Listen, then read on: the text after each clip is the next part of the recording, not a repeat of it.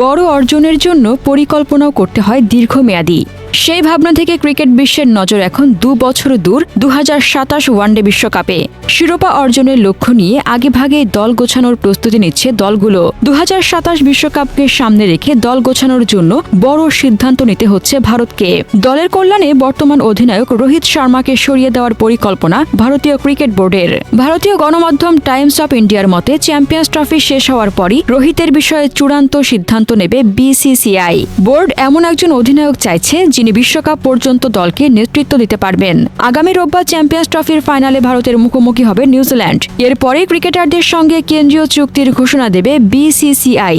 তখনই বোঝা যাবে ভারতীয় ক্রিকেটের ভবিষ্যৎ। অনেকে মনে করছেন চ্যাম্পিয়ন্স ট্রফির উপর ওয়ানডে থেকে অবসর নেবে রোহিত। তবে বোর্ড মনে করছে রোহিত হয়তো কয়েক বছর ভারতের হয়ে খেলতে চান।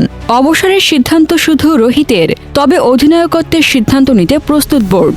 দলের জন্য যা ভালো হবে তাই করবেন তারা। বিসিসিআইয়ের একটি সূত্র টাইমস অফ ইন্ডিয়াকে বলেছে, রোহিত ভারতের হয়ে আরও কয়েক বছর খেলতে চায়। তাকে বলা হয়েছে চ্যাম্পিয়ন্স ট্রফির পর নিজের পরিকল্পনা বিস্তারিত জানাতে। অবসর অবশ্যই ও সিদ্ধান্তে হবে, তবে অধিনায়কত্ব নয়। গেল বছরের জুনে বিশ্বকাপ শিরোপা জেতার পর টি-20 অবসর ঘোষণা করেছেন তিনি, যে কারণে চলতি বছরের কেন্দ্রীয় চুক্তিতে ডানহাতি এই ব্যাটারকে এ+ ক্যাটাগরিতে রাখা হবে কিনা তা নিয়েও চলছে আলোচনা। নিয়ম অনুযায়ী এই ক্যাটাগরি দেওয়া হবে সেসব ক্রিকেটারদের যারা 3 ফরম্যাটেই ধারাবাহিকভাবে পারফর্ম করেন। রোহিতের মতো এ+ ক্যাটাগরিতে আছেন টি-20 থেকে অবসর নেওয়া বিরাট কোহলি ও রবীন্দ্র জাদেজা। বোর্ডকে এখন সিদ্ধান্ত নিতে হবে যে তাদের ডাউনগ্রেড করবে নাকি একই গ্রুপে রেখে দেওয়া হবে। চ্যাম্পিয়ন্স ট্রফির পারফরমেন্স বিবেচনা করে সিদ্ধান্ত নেওয়া হবে।